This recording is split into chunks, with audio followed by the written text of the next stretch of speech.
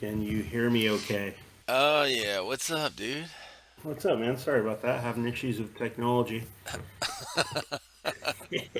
This is That's like cool, man. like my fifth time using Discord, so a little bit of a learning curve, and the Oh uh, the yeah. Beats headphones were throwing me for a loop. But hey, we're here. That's fine, man. I like your hat, dude. Oh, thanks, man. Yeah, buddy. I'm excited about them going. Hopefully, they go to the Super Bowl. I mean, I'm hoping so, man. I just need to see one. You know, just let me see Mm-hmm. one when I can remember it, and I can stop being so crazy about it. But how to represent, man, it's definitely a big time of year for football fans, and Oh, dude. yeah, fingers It's crossed. about time I got somebody on here that likes watching football. Holy shit.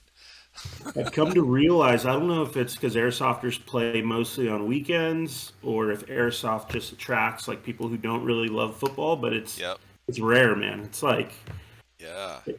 in all circles of life, I find people who like football and airsoft and football doesn't seem to have much of a crossover. No.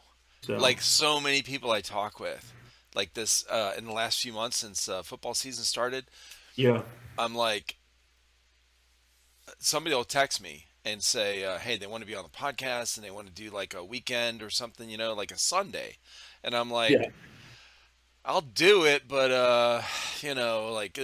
and, football, whatever, they're like, oh. And so, and I've asked people on here, you guys watch football or whatever? And they're like, nah, not really. You guys football fans? Nah, not really. Like, oh, you grew up in Pittsburgh. Are you a Steelers fan? Nah, I don't really watch football. I'm like, yeah. uh, The airsoft crowd's too chill for that, man. I don't know. It's I rare, think but so. are you a Niners fan or who's your team? So I am not a Niners fan. I Okay. grew up in Cleveland, Ohio. So I am a Cleveland Browns fan. So very used to disappointment for sure. And Yeah. but I love the game of football. And I tell you who I like. I like Purdy when he came in recently. Yeah. So I like players mostly. Okay. So Christian McCaffrey and Nick Bosa, of course, from Ohio State, Yeah. is on the Niners. So, Yeah, man. um, but yeah, I've been following Christian McCaffrey since he was at Stanford, and then yeah, so I'm excited about them. And then uh, my my son's wife, her stepdad is a Niners fan down here, Okay. and him and I get along really well. So yeah, if I can root for somebody that somebody I know likes, then I'm all for Yeah. it. Hey, Yeah, man. I'm all for it too. Please right. feel free to jump over, even if it's temporarily. Uh, yeah, man. And I have a good friend who's a Browns fan, and he's told me stories about some long suffering years. So, Oh aside from God. like the Shanahan era and the Harbaugh era, I have to go back to like Jeff Garcia days.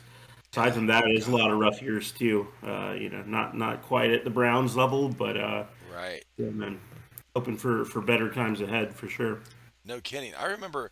Well, I grew up in the '70s and '80s, and back then they were called the Cardiac Kids, and they had Brian Sipe, Mike Pruitt, Greg Pruitt were running backs. They were brothers, and they were and they would just randomly win against like a really good team, and so they were really unpredictable, kind of in a good way. And Yeah, then after when basically when they took them away to when they left Cleveland and they became the Ravens, yeah, um, it was kind of all downhill after that.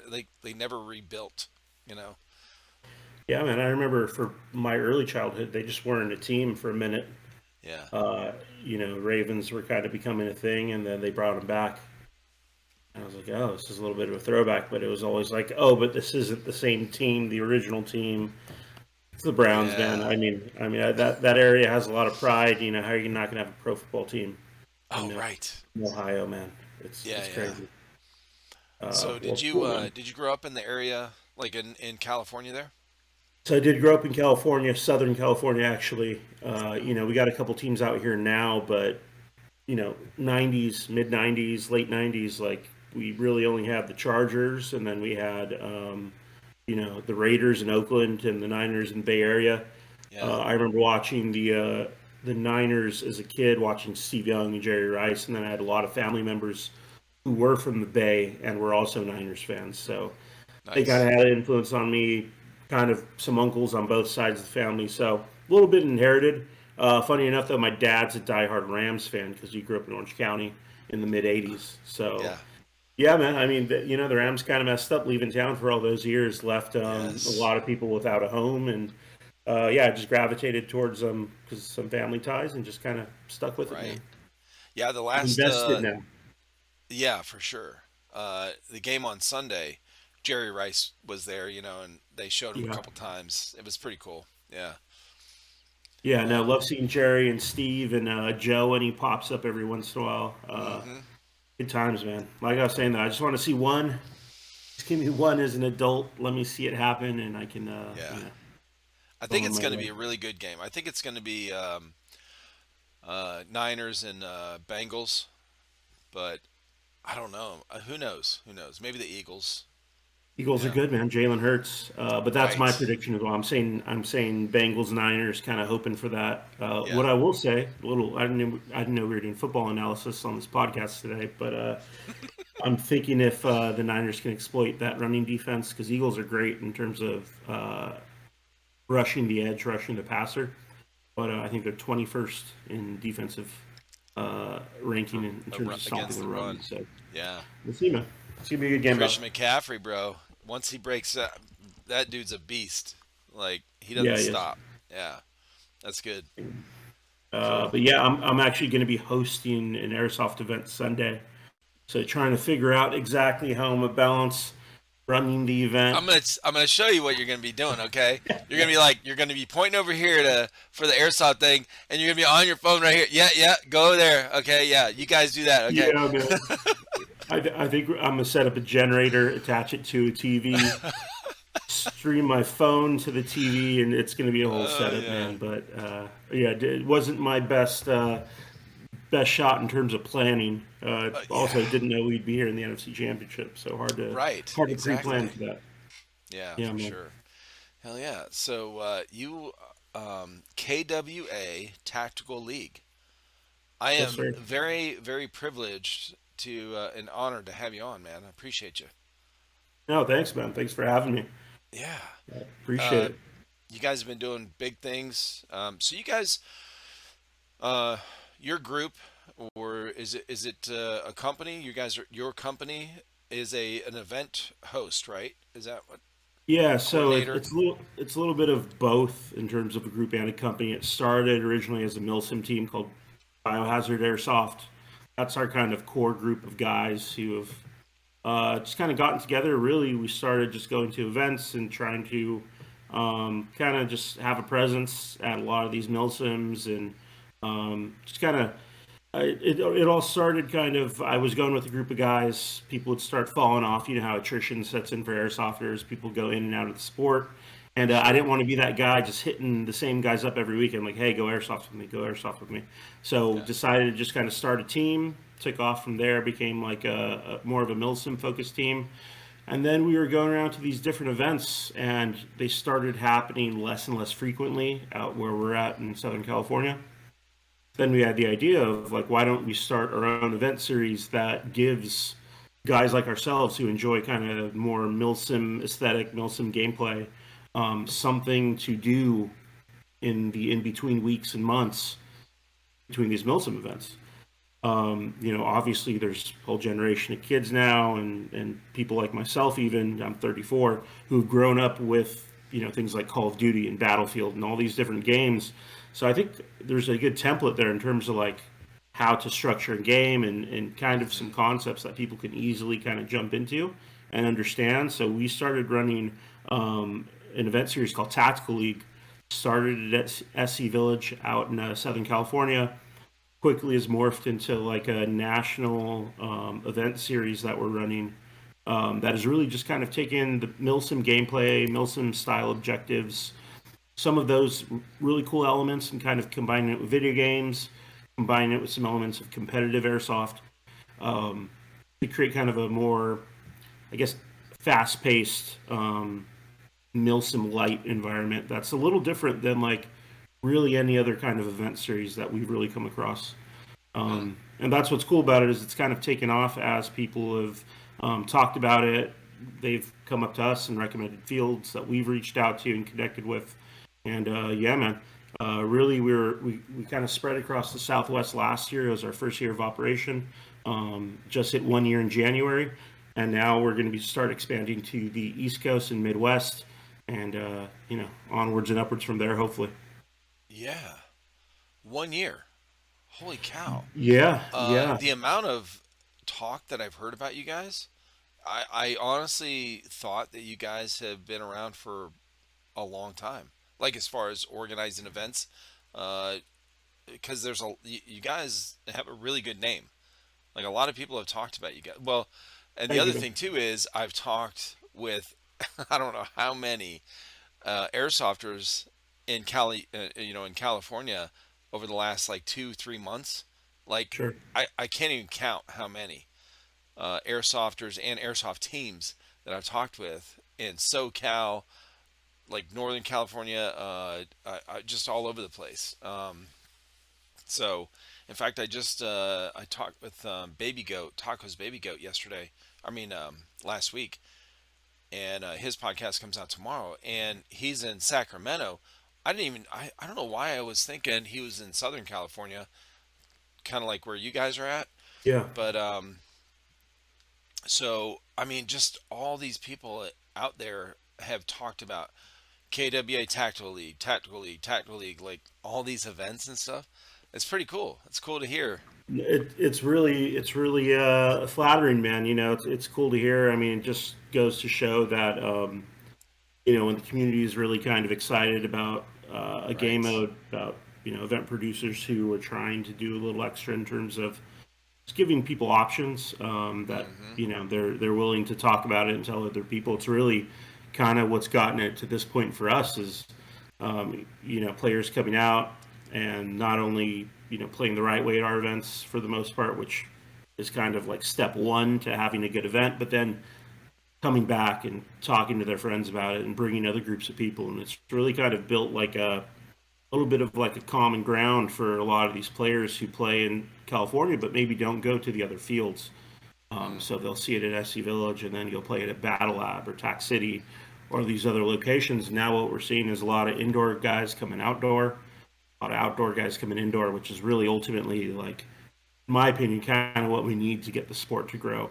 And there's always people who end up going, and maybe it's not for them in terms of the format, and that's okay too.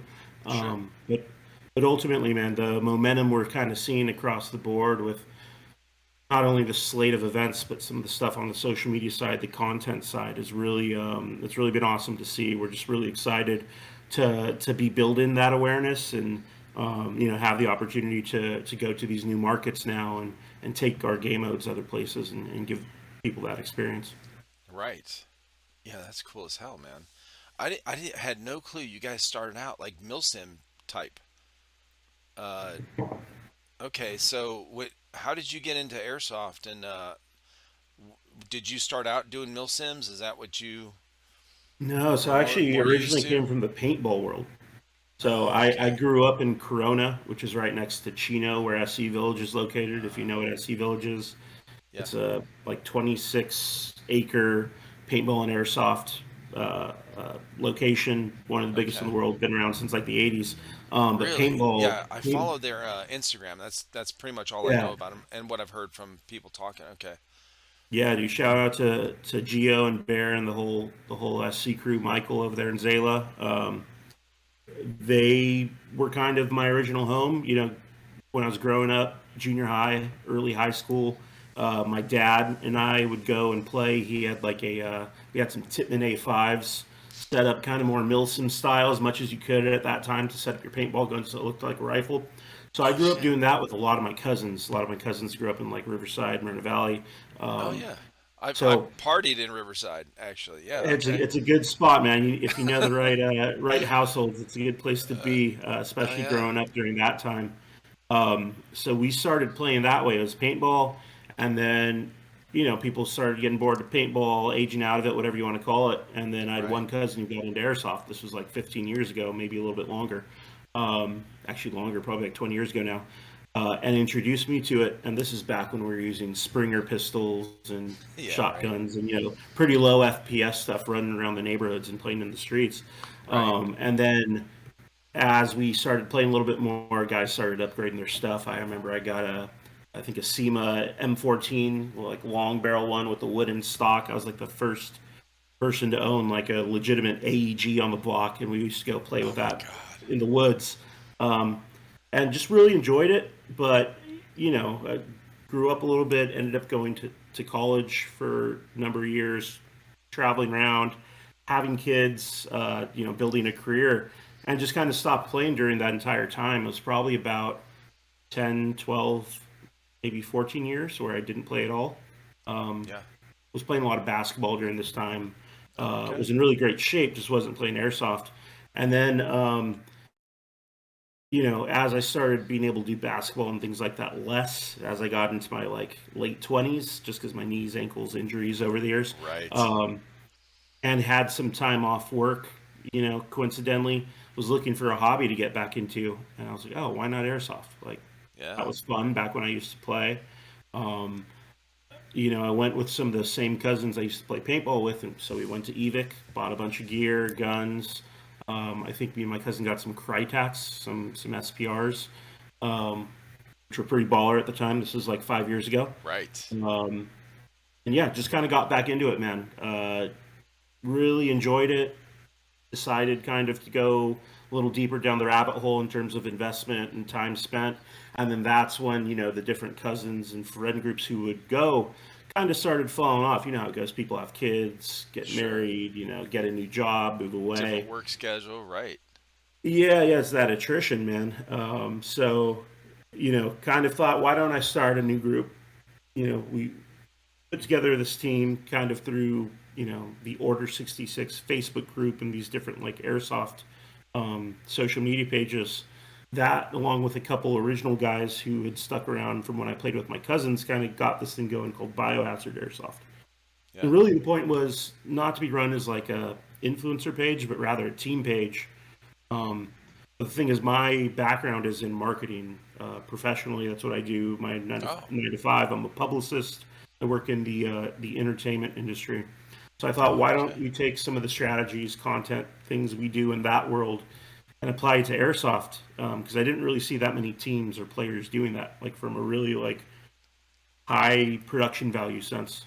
Right. So started doing that, which made the team blow up pretty quickly in terms of like following, just awareness kind of for the area. And then we went to our first milsim, which was a line clause event. This was Oh. like 3 years ago, probably. Oh, okay. So fairly recently, in the grand scheme of things. Right. But at that point, that's when it was like, all right, this is where it's at. Like, Yeah. walk on games, the private events we would do, the stuff we'd go find in the wild at that time. Yeah. Like, that stuff was cool, but the Milsim scene was really like where it was at for us.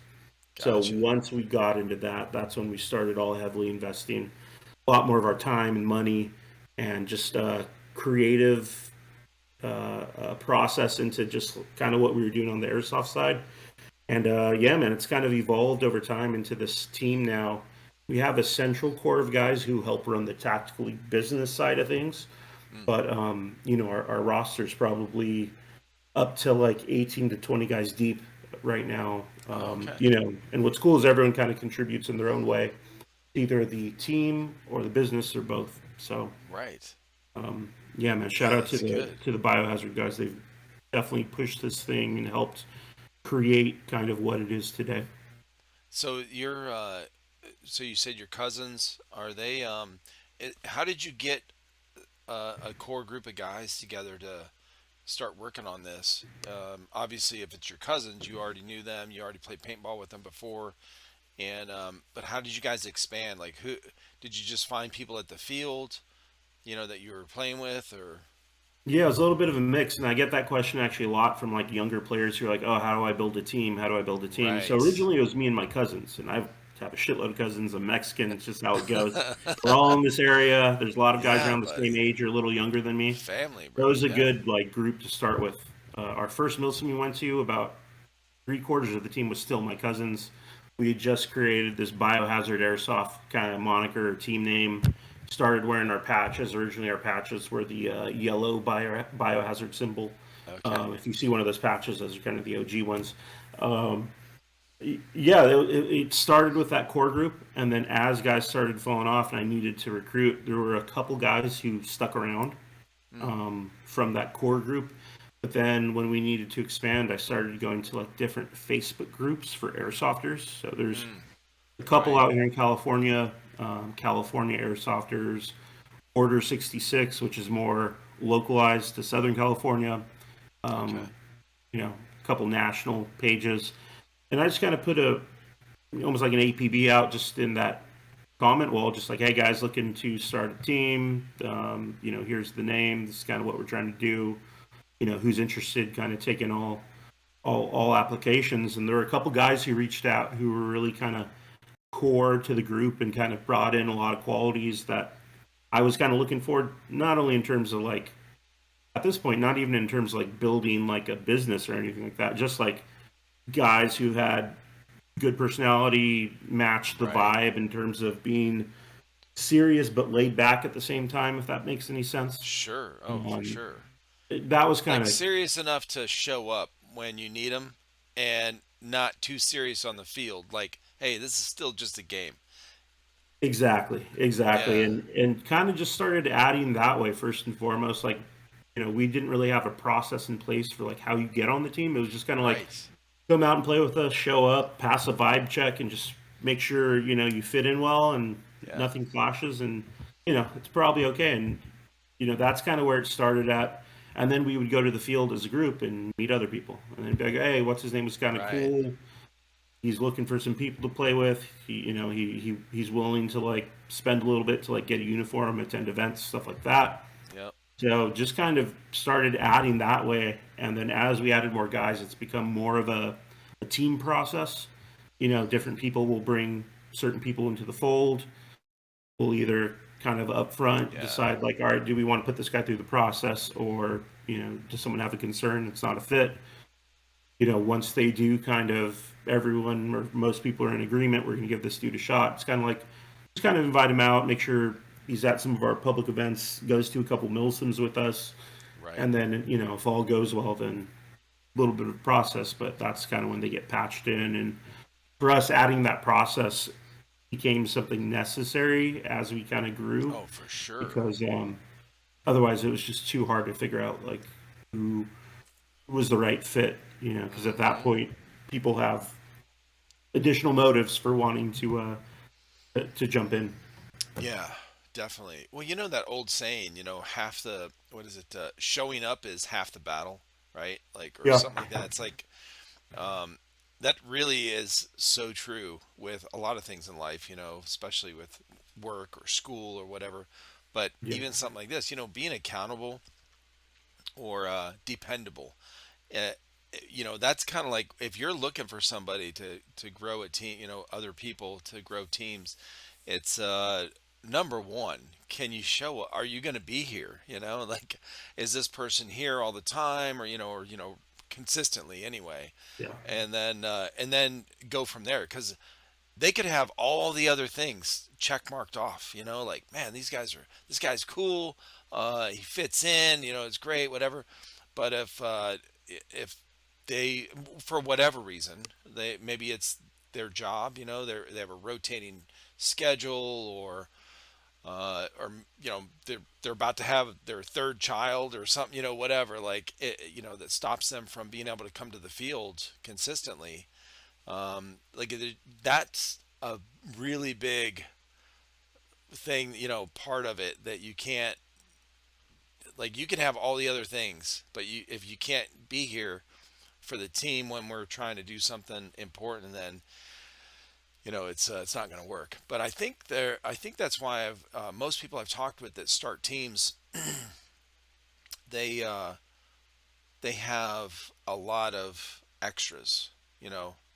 So that if Yeah. they only need 10 people, they'll have 15. If they only need, five, like the indoor, the speed softers, they'll have 10, on their team.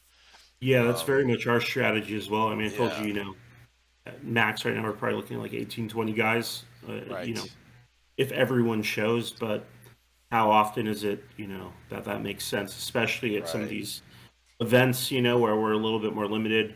But it does give you flexibility, because that was my biggest thing was like I wanted to have consistent group of people to go with, just because Right. having that ability to like know how other people work and get familiar, especially if you start running things like squads and communications and things like that, you want to be a little in sync with the people you're running with. So Right. having larger numbers, if you can pull it off, does allow you to kind of always have a group there. So, Yeah. even if it's not the same 12, 15, 18 guys every time, at least everyone, almost every time they play, are getting used to working with other people and Hmm. also working their comms, working these different elements that, like, flow a little bit more seamlessly when you're all together in a group. And Right.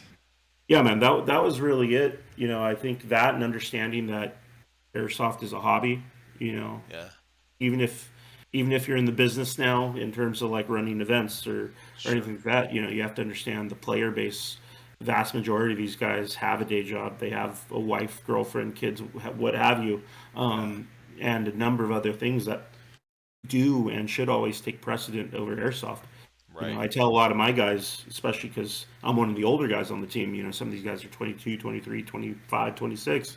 It's Right. like airsoft comes last, man. Like, I know you want to be at every event, or I know you're Yeah. down, or you need to be here, but if you have other shit to do, whether it's work or girlfriend or family, I have a wife and kids, so I understand, what it means taking a weekend away airsofting in terms of like how that affects situation at Sure. home. So, there with the younger guys and older guys, there isn't always that understanding. So it's one of the Yeah. things running a roster you have to kind of like manage for everyone. So just everyone's on the same Yeah. page.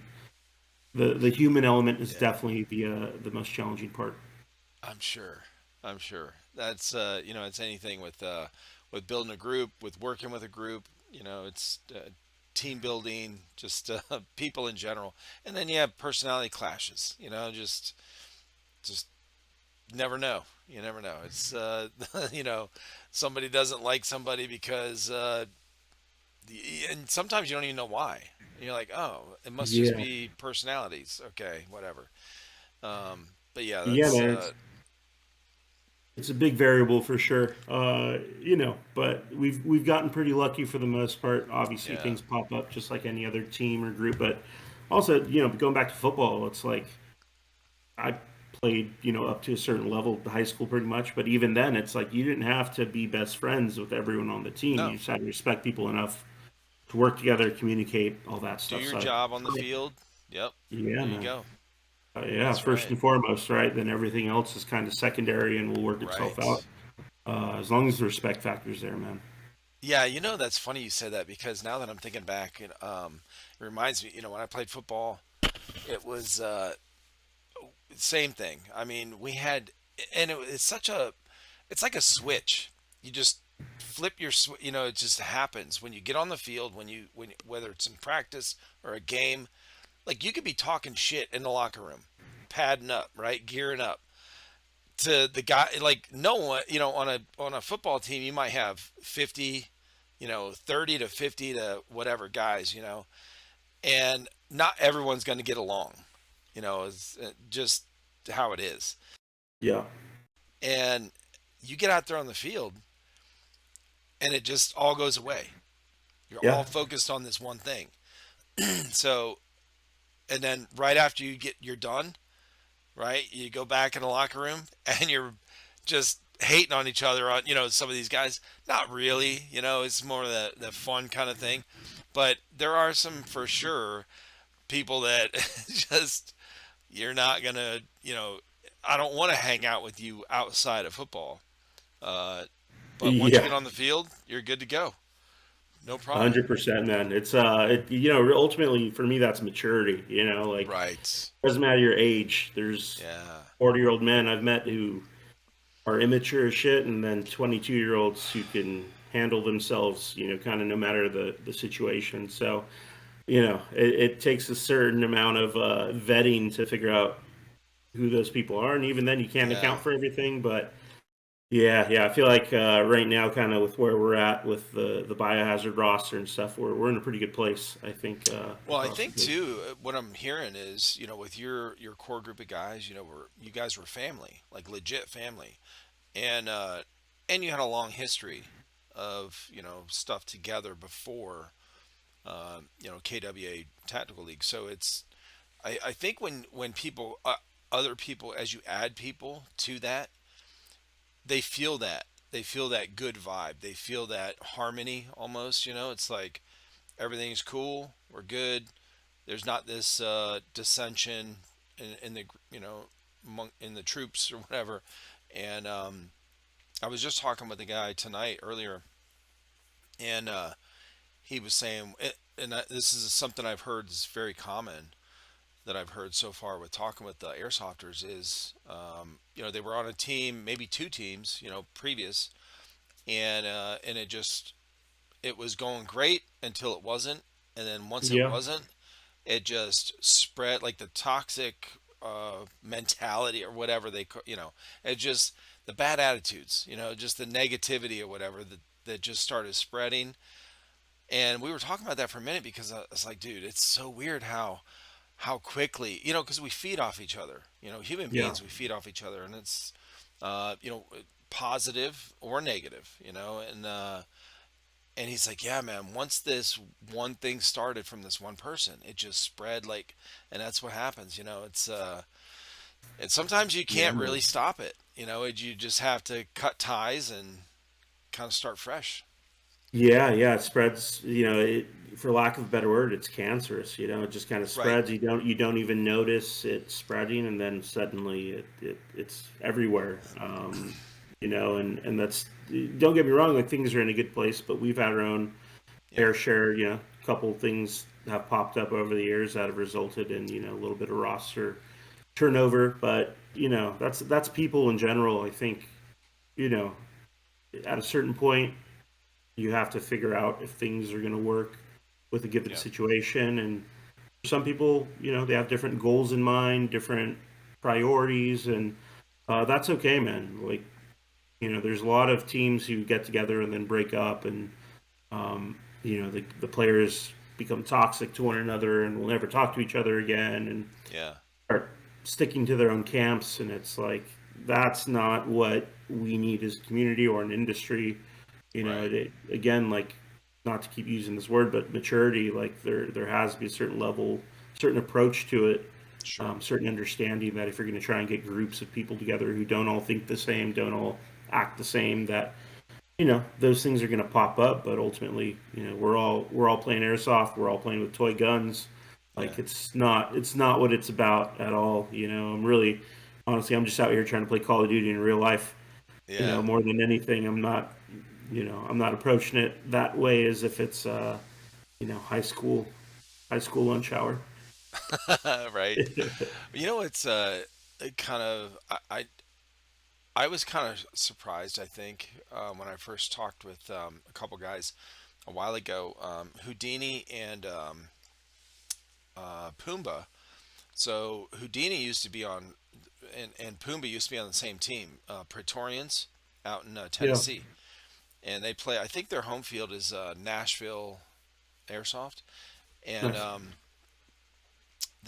and then Pumbaa is still part of that team, and then Houdini and a couple other guys went on to HSA, and because they wanted to be a little more serious with Sure. like tournaments and stuff like that. But they're all still really close, really good friendships. Nothing got damaged, as far as like moving on. Um, and I think that's really, and it is about maturity because uh, when you have because some people get really like their ego, gets hurt, like their feelings get hurt, and they go, Yeah. and then they just turn all weird and shit like, oh, fine, you're gonna do that, you're gonna leave this team, okay, fine, and then they just Yeah, like man. they just can't get over it because I think it hurts them, and Yeah. um and so they can't just go, oh yeah, I understand, we're not at the level that of commitment to this hobby or sport Yeah. that you guys want to be. It's okay, and I think Pumbaa has, he's great, man. I had him on here. He's really mature. He's a, humble, and there was no bad blood between those guys when they went off and wanted to be a little more serious with the sport and do like more serious tournaments and stuff. So that can happen, but it's I found from talking with people that there's so many people in airsoft that are like in their late 20s 30s, like they're adult males, Yeah. and they act like 15-year-olds or 12-year-olds, I don't know, like they're they're they're really some people tell me the stories and I'm going, I can't believe it, bro. I'm like, there's no way that these guys would get together and go like to a field or indoor whatever it is, open play, and they feel good about just running over the 12 and 13-year-old Reynolds. That makes no sense to me. And I'm Yeah, going, man. okay, they're never going to be a part of a team, like a real team, a good team, because that, I don't know, man. That to me, that's really shallow. I don't get it. Yeah, man. Listen, I think running this event series now, for better for worse, love the airsoft community. The players are certain one of Right. players are one of the elements we have to contend with in terms of just kind of getting people to be on the same page in terms of their Sure. approach to attending our events. I told you some of our events incorporate like elements of competitive airsoft, to where we're tracking scores and rewarding players for how they finish compared, in terms of game results, things of that nature. Hmm. So some of our games get pretty competitive. We also have a content series called Tactical League that we're launching, which is going to start in California. It's going to feature multiple teams competing in like a force on force format. Hmm. So once again, running like a competitive format, players do go at each other, so it's like, Sure. how do we get the players to a point where they can go into it and compete and care that much and try that hard without it getting toxic, without, Yeah. people cheating with, that's been the most challenging part to this whole thing. There's always the solution of like throw more referees, more staff at it. Hmm. But with our game modes and some of the environments we go into, there's a lot of building breaching, multi-level structures. Like, unless you literally have a ref or camera in every single corner, it's a hard Right. thing to manage. So Yeah. that's certainly been one of the harder things to implement in terms of these events at scale is like accounting for the players. Right. There's a Do you do you wide think range. the like, how in sports in high school, right, you have a coach or multiple coaches that hold the players to a certain standard, and that's on this kind of sportsmanship or whatever is expected uh, on both teams, right? No matter Yeah, whatever city you go to, when you travel, or if another team travels to your home field to play, like let's say football, and you have football is a good example, I think, because it's a high intensity contact sport that you're really ramped up and amped up, on the yeah, field, and you want to win really bad, right? Like this is it's not slow paced, it's fast, there's a lot of quick decisions being made on the field. Tempers get out of control sometimes. We're teenagers, but potential for violence certainly. yeah, absolutely. You're already like, it's a violent game. You're hitting each Yeah, other sometimes at full speed. Um, and then full contact. But after the game, no matter what happened, if you lost fucking 28 to nothing, okay, and it was legit, you know, even if it's not, with 'cause some of the high school um, refs, football ref, are fucking shit, bro. Um, they're horrible, but either way, your coach expects you to get on that field. At least when I grew up, I don't know if they still do it now. I think they do, but go across and shake hands with everybody. Oh yeah, Yeah, team to team, you go across, slap hands, and then you go back to the locker room, or you go off to the side, and your coach talks to you, whatever. So there is this. I think it gives this. bec- I don't know. I felt like it gave us this the knowledge of that. Like, hey, when we're done, like as soon as that clock runs out, okay, as mad as you are 30 seconds before, you have that time to take a breath and be like, all right, shit, we fucked up, whatever. And now uh, you walk across, you're shaking hands with these guys, and then you're done, and you go back and your coach, and you don't want to let your coach down, obviously. So you're not going to like you, and you don't have the option to not go across and slap hands. It is, that's what you do. That's the end part of the game. It is always part of the game. It's included, and you never not do it. And so, I wonder if, from a lot of people I've talked with about these that get these teams together for, especially for indoor play, yeah, and I say that because more so than, let's say, milsim.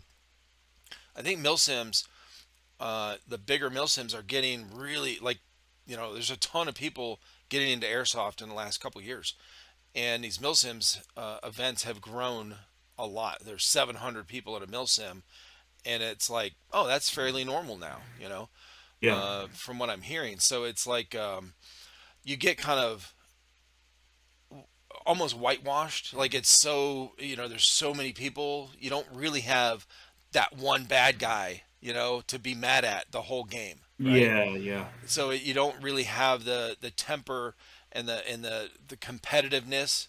Like, a lot of mill simmers don't even really care who wins. They're there for the whole weekend experience and stuff. But I feel like the indoor guys, the speed soft and the tournament stuff, it's a higher level of competitiveness.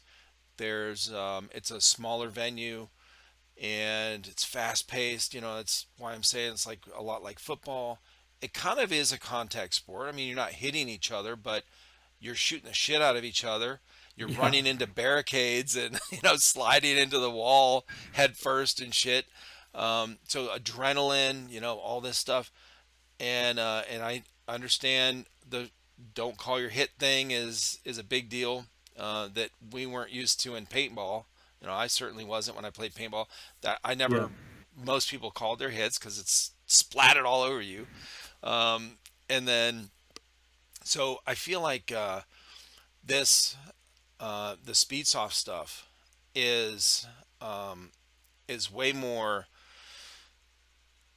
like, I guess it has a potential to where it's can be a negative experience where all these guys are pissed off at each other. But I Yeah, wonder yeah, if, do you think having a coach on each team, like an older person that is more mature, kind of not in the game, not playing, but more of a, like a coach. He's on he organizes things, he gets people together, he calls plays, kind of whatever, you guys do, and then, but at the end of the game, hey, this is what we do. This is what our team does, is we're going to act like this, and we're going to go across and say, hey, good game, guys. You know, no matter here's the how it went. thing. Yeah, here's the thing. We have a little bit of experience with this. We've Okay. seen different strategies employed by teams to manage themselves on the field. Wide range of outcomes, obviously. I think having a central figurehead definitely helps in terms of someone who's more leadership based on the team. What Yeah. we actually find is it helps to have that person on the field. kind of Mm, as the de facto commander leading the team. gotcha. Um, just because when they're off the field and more of a off field coach role, I think there's that separation a little bit from the emotional side of it. Yeah, There's kind of a disconnect in terms of that person's really only visible pregame, postgame. Um, I think it still leaves kind of that variable out there a little bit too much. We've kind gotcha. of taken the strategy of kind of promoting people within the different factions at our events to be Mm, essentially team and squad leaders. We found that that's helped manage kind of the flow of things, kind of always putting certain people in charge that we know are maybe a little bit more level headed to manage the rest of the group, not in a direct, staffing way, but just in terms of team leadership, objective setting, roles and tasks. Um, Taking a little bit of that Milsim structure, but actually empowering the guys at our events to do that on a smaller scale has helped in terms of managing people. You're always going to get those bad apples, I think. Like sure. the handshake thing would be great if we could make that happen. The only thing you worry about is someone being angry enough and not mature enough to handle a face to face, and it just being a direct confrontation. Which obviously you see from time to time. Yeah. Um, so yeah, man, I don't know what the final solution is in terms of like the best route. Definitely, ultimately it's on the players. I feel like to hold themselves accountable Yeah. if this thing is actually going to take off and grow the way it should. Because you're right, paintball very obvious when you get hit. Airsoft, there's a lot of gray area. Yeah. There's plenty of times where I feel something and I'm pretty sure it's a ricochet, but just because I don't know, you call it. There was I forget who it was, one of the meme accounts, one of the Airsoft meme accounts posted something about like the Airsoft Chad the other day. That was like the top thing on the meme was like dude who calls his hits doesn't even know if he was actually hit or not. I saw Like that's that what I going tell around. all my Yeah. guys now, especially running these events. The fact that Uh huh. like you're a biohazard player adding a tactical league event running being run by the leader of biohazard, like Right. for the most part, my guys have to be beyond reproach in order Mm-hmm. to um, allow this thing to kind of function the way it has been. And even then, like when we've had competitive events, when we've had certain things, guys will still hear things, have things said their way. Luckily, we kind of also have an approach now with our events that like if you don't have a camera and a Zoom cam, you're doing yourself a disservice a little bit as a player, Mm. especially in a competitive setting. So luckily, most of these things have had video content to either back them up or refute them. Um, Hmm. but ultimately, man, it's something that I think every player has to figure out for himself. Yeah. How seriously he wants to be taken, because you're doing the walk on stuff. Yeah, there's always going to be those players not calling their stuff. There's always going to be the speed softers, sprinting the field, taking BBs, in a full sprint, shooting people, overshooting people. Just part of the game. All right. But if you want to start doing some of the more serious stuff that you're seeing now, with like these Boeing 747 tactical challenge and these exclusive Guardian Center AO and Milsim events, these Speed QB tournaments, Fight Night, with KWA, like Yeah. you're gonna have to clean your shit up because ultimately it's not that big of a community, and very quickly people in your area will figure out either you're bullshit or your team's bullshit. Right. Now that fight night is that you guys? Is that your So event? so that no, so that's KWA. Okay. Okay. KWA produces it. We help, some of the biohazard guys, myself included, help run and produce it. Okay. We work on the back end a little bit, Gotcha. but that wouldn't be mine per se. That's all Yeah. KWA on that one. Okay. Tactical League was my baby, and KWA is one of our main partners on it. Yeah. Oh, But okay. Okay. I Tactical League and Biohazard are kind of their own entities. Okay. Working with a lot of great folks, including KWA and Evike and some different brands. But Yeah. yeah, those are my babies. I gotcha. Okay.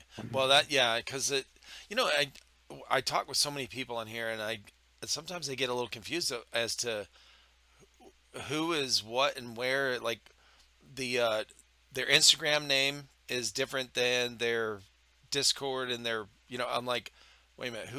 What is that? It's like when I asked you, when I texted you just a few minutes before about what's your Discord name again? And then I scrolled back through our chat on Instagram, and I was like, oh, that's right, Biohazard, but it's not actually in uh, your Instagram name, that I was looking at, Yeah, yeah. I think we were talking on the Tactical League right? channel, right? The Tactical Yes. League Instagram. Yeah. So Yep. if you message the Biohazard page or the Tactical League page, those both go to me. So Yeah. I do use them a little interchangeably sometimes. Sure. Sometimes people are like, "Oh, that's you as well." I didn't know that, but Right. yeah, Right. Yeah. I got yeah. you. I mean, Okay. just trying to, Well, you how know. did you guys get partnered with KWA? How did that come about? So I told you I work. My day job is in marketing, publicity. I work for an agency in Los Angeles that works with various film studios, TV networks, things like that. So coming from that world and then getting involved in airsoft just as a player, going to these Milsim events, seeing the way these events and players and teams were being marketed, I kind of felt like there was a big gap in terms of like this really saturated, established entertainment field that I was working in professionally, and Mm, then my hobby, which was airsoft. That really, aside from a couple companies, like there wasn't a lot going in terms of content entertainment value. no, huh? And then talking with like different players who were kind of already doing some stuff on the marketing promotion side. RGK Airsoft, shout out to Kev, was kind of one of the first Oh people to yeah. put me on KWA. And it just so happened, me and him had a conversation like the day after I had just sent a cold email to KWA. Oh So wow. as he's telling me, hey, you should reach out to these guys, I literally get a response that same night from KWA, Yeah. um, kind of expressing interest in my pitch. And essentially, what I sent them was a pitch for me to bring them in as a client where I worked and do some marketing and promotions and publicity for them to try and grow their recognition kind of within Airsoft and beyond. Um, so during that time, I brought them on as a client for about 4 or 5 months, I think. Yeah. Did some really effective things. If you saw the Speed QB video where they go and play airsoft with Migos, the rap group, Oh yeah. that's something I was able to help secure Oh. and make happen for Okay. them. Um, we sent a number of like different special edition guns out to different celebrities. I won't say who because they Yeah. didn't post them themselves, but Okay. just Gotcha. gave it a shot. Just kind of seeing where we could land. A couple things hit, a couple things didn't, and Right. ultimately just kind of kept working with KWA. Not only as like my client, but then they kind of saw what I was doing with the content and gameplay stuff from the Biohazard account. So it slowly became this thing where instead of them being my client, ended up kind of becoming more of a partnership. Mm-hmm. So once they really kind of started working with me in the Biohazard capacity, I kind of started getting the ambition to create a content series called Tactical League. Yeah. And the idea was we were going to take kind of a similar format to what they've done with Fight Night with that 1v1 format and create a more, video game esque, Milsim esque, force on force version of that. So Mm-hmm. that's where I came up with the idea for Tactical League. That concept is right now in production. We've filmed one match or one week of the season so far. It's going to come out as a multi-episode, multi-event kind of season one, with plans to expand it from there. So that's in production. But once we started building that, then an opportunity came up to host a public version of it. And originally, the idea was let's just do this so people know what it is. We can get some content from it, just make people more aware.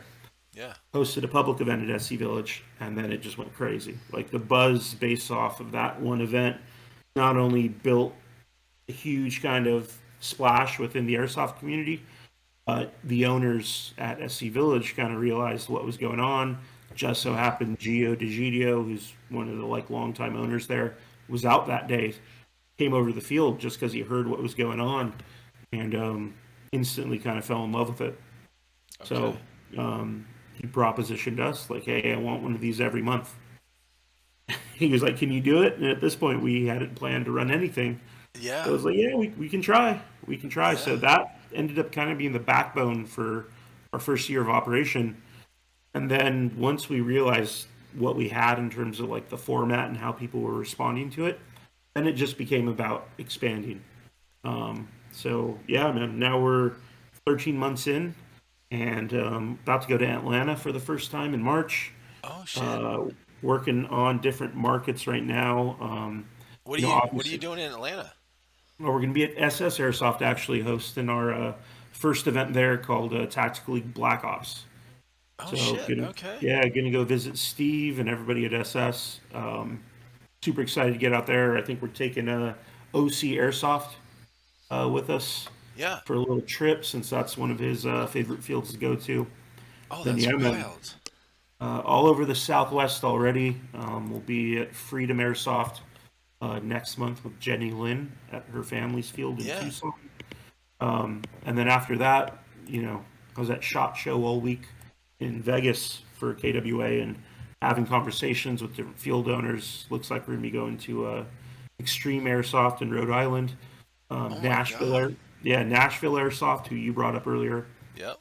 Probably gonna be out there, Missouri, Oregon, Minnesota, kind of hitting a lot of different markets, trying to just Holy see where shit, we fit dude. in, man. Bro, Yeah, you've got, yeah, yeah. Well, I was asking about the SS thing because we're only 2 hours. I'm exactly 2 hour drive from SS Airsoft. I went there. Me and my two sons went there for the Call of Duty event that they had there nice, back man. in. I want to say it was August, but I'm not sure. Somewhere around there. And I met. They had some big player or big people there. Alex Zedra, Yeah, Jammer Jammer. Actual. Yeah, got Yeah, to meet him. Jammer's our guy. He came out to our Arizona Freedom event last October. Okay. Uh, he's a good guy, man. I Yeah, saw that he's event though. Looked crazy. yeah, it was awesome. I actually got him and Alex to sign one of our airsoft guns. So we have M16A1 Vietnam era airsoft. We actually have two of them. So my sons, their first milsim was a Vietnam event, and they had to be in appropriate gear and guns and all Sure. that stuff. So they bought the I don't even know what brand they are, but they're hanging on the wall here. But anyway, so when I was looking up here, I'm like, what guns could I take or gun to this SS event to have all these people sign it? Because I wanted, so I've had Spooky Airsoft and her husband Nick, who's uh, who's also a fellow Marine. He was in the Marines, I was in the Marines. 30 years apart, of course. Okay. I'm a lot older, but yeah. So that's their home field, and so I had each of them sign it, and then I had Alex and Jammer sign it. But yeah, I was out there. It was a crazy event. It was really cool. But yeah, that's only 2 hours from us. So if you're going to Hey, be man. there in what weekend in March? March 18th, I believe. Really? Yeah, let me Okay. triple check that really quickly. Yeah, I we're might. looking at Okay. March 18th, man. We will be out there.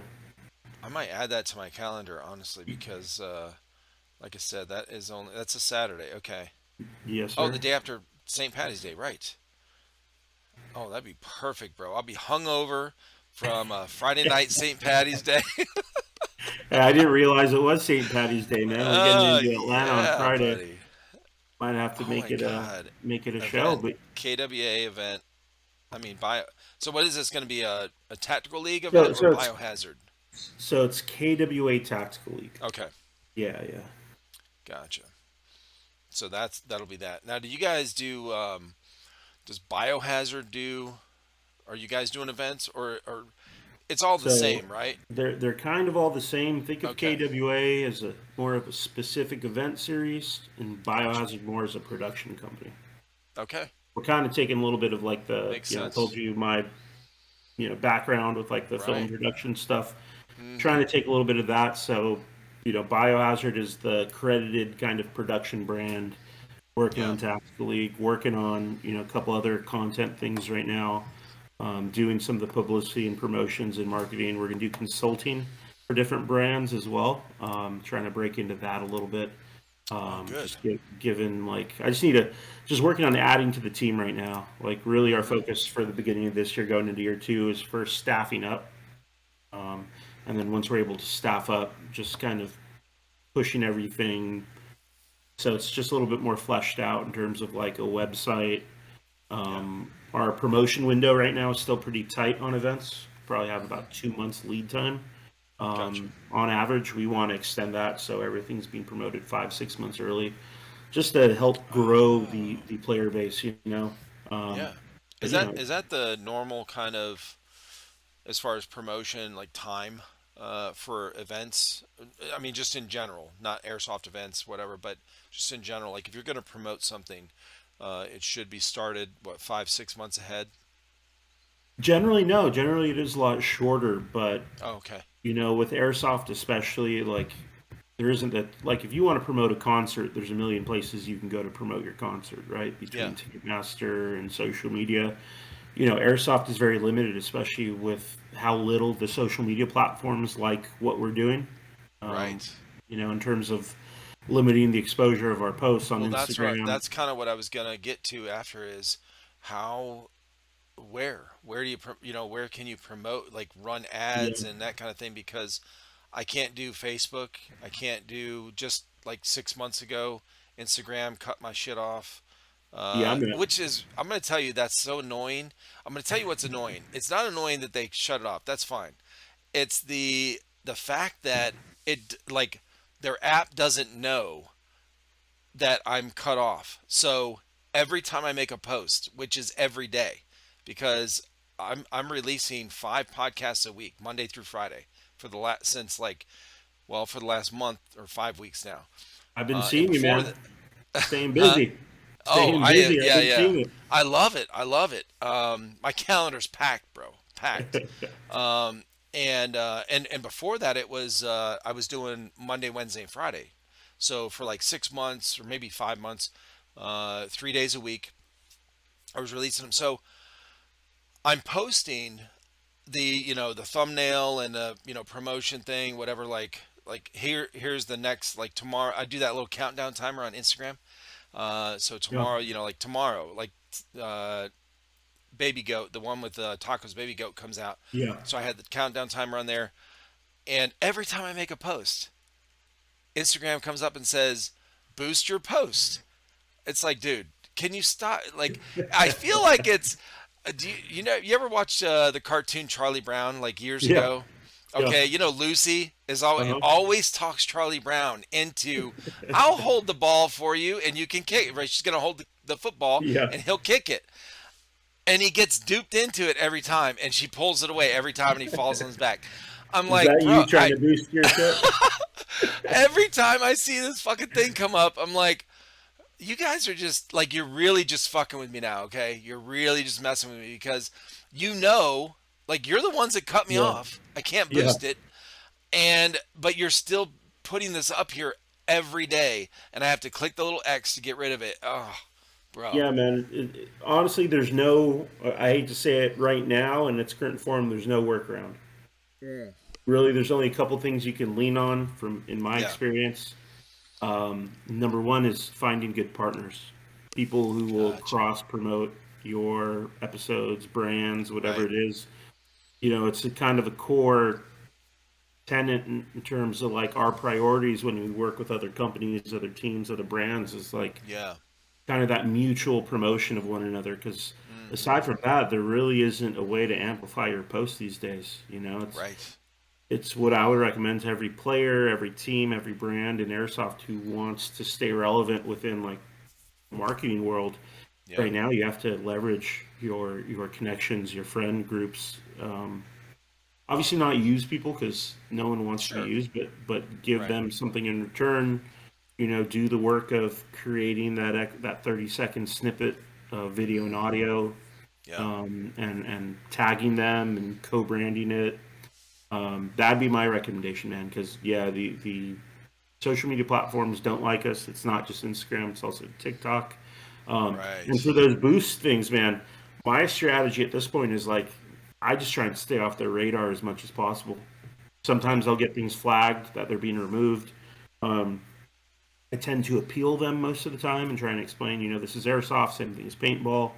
Yeah. And a lot of times it does get rescinded. Mm-hmm. Um, because part of the issue is it's not necessarily someone looking directly at your page and be like, oh, I don't like that. Right. 95% of the time, it's the algorithm. The Yeah, algorithm's but picking up. what is it picking up? Because I'm really curious about how it differentiates the airsoft to real steel. Because I follow a lot of real steel channels on Instagram, and they're steadily going, bro. Like they post all the time. I see not just them shooting targets, but I see stuff on Instagram that's like hunting, right? They're Yeah, showing like cutting open a hog that they hunted, which I don't mind at all. But as far yeah, as like if I'm trying to analyze why does now my posts don't get I haven't had anything banned or restricted or whatever as far as my posts on Instagram, except the fact that my whole page cannot promote, or buy an ad or whatever. But I'm going. What is it seeing or noticing or hearing that is different from real steel that I don't get it. I really don't understand. Is it someone told me that maybe it's because the word airsoft is kind of associated with the younger like minors as opposed to real steel is not. Um, I don't know. And I've seen people put disclaimers on their stuff for airsoft and I'm going, real steel doesn't put disclaimers. So that doesn't yeah. make sense No, to me.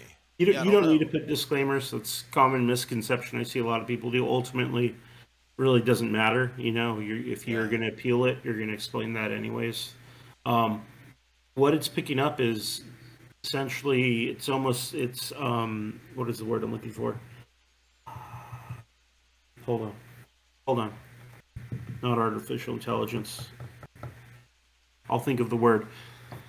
The algorithm has a method of machine learning. There we go. It's utilizing machine learning to figure out what guns are, what Mm, ties into the two-way community. So it's not just seeing a firearm on the screen. It's certain words that are affiliated with two-way, yeah. guns, things like that.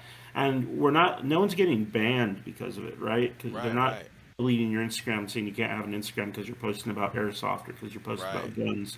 What they're doing is they're demonetizing. So they're making Yeah, it so your posts aren't showing up at the top of people's feeds. You cannot boost your posts through ads. You cannot generate revenue from your content because it's not fitting community guidelines. yeah. Kind of the gray area for us is community guidelines does include guns. So all those other accounts you're talking about are demonetized as well. Mm, The problem is airsoft is being kind of lumped in there, within yeah, that right. list of goods, but airsoft isn't explicitly stated. And also, I don't see that happening with paintball. Paintball guys can run Oh, ads. There's no issues there. right. The thing with guns is you think about to scale how much airsoft is massive, but the gun audience, think about how many guns there are for, per capita. Like Yeah, that audience itself is massive. So if you're operating in that world, you're going to have a natural amount of growth as long as your content is up to a certain level. And yeah. then the really big gun people think of the gun brands. Like if you go and look at the Mm, major, say, five airsoft brands on Instagram, and then look at the five major gun brands, look at the scale. Like you're talking about 400 million, I think, for Heckler and Koch versus, you know, I'll take KWA as an example. They're one of the larger ones. I think they're at like 90,000 or 100,000 or something like that, wow. which is a lot, especially for It's a airsoft. But lot, if but you a the huge gun community difference. is massive, yeah. And I saw a lot of that at SHOT Show too. It's like a lot of these Okay. guys are hard up gun guys, but they don't know much of anything about airsoft. And the people who Yeah, did know were super excited, to see KWA there, to see Evike there, and to check these different booths. But the vast majority of people still did not really even know what it was. So No. That's kind of like been the main motivation with everything we're doing on the content side, on the event side, is just to help grow the awareness of it. Because I think the more we can grow it and make it more mainstream, kind of in the same way paintball has become very mainstream, the Mm-hmm. stigma is going to wear off of them. Right. For better or for worse. I don't necessarily think there should be a stigma attached, regardless of whether you're talking about airsoft or the good aspects of the real steel community. Sure. But the being the situation what it is, if we're Yeah. gonna get the ability back to promote our stuff on Instagram, on TikTok, on YouTube, I think we have to just create more awareness for the decision makers and the people designing the algorithm. Yeah. Yeah. That's a good point for sure. Yeah. That makes a lot of sense. Yeah. I know that there's been a lot of people that I've talked with that have really tried to figure out like what is the secret to posting the right stuff.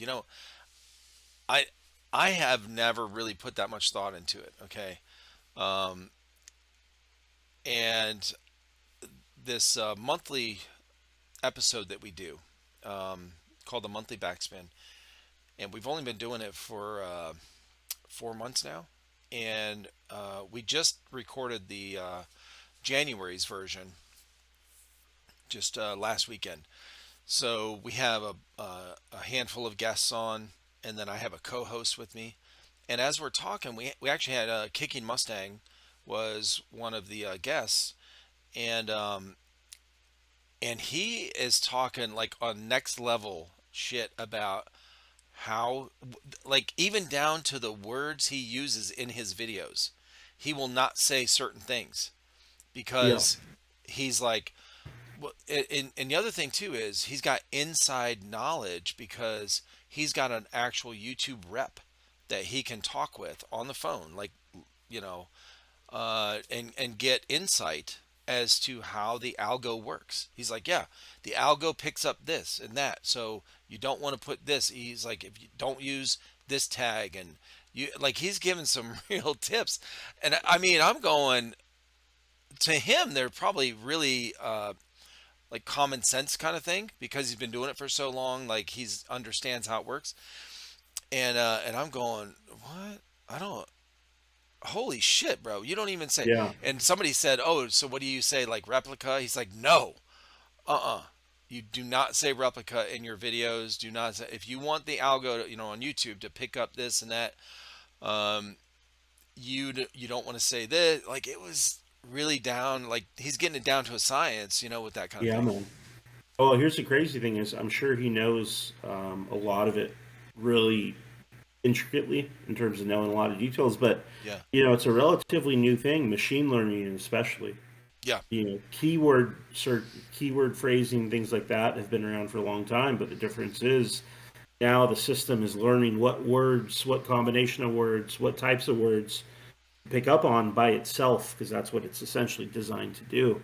Whereas mm. before there had to be a human input kind of saying, hey, airsoft, pew Oh, pew, these different right. word groups, it would search that way. Now with the programs, they're picking these things up themselves. So sometimes your post, even though it's not a photo of this or it's not a thing talking about COVID, whatever it is, Yeah, whatever the topic is, it's getting looped in by the algorithm because of some keyword or something that's getting tied yeah, into machine learning.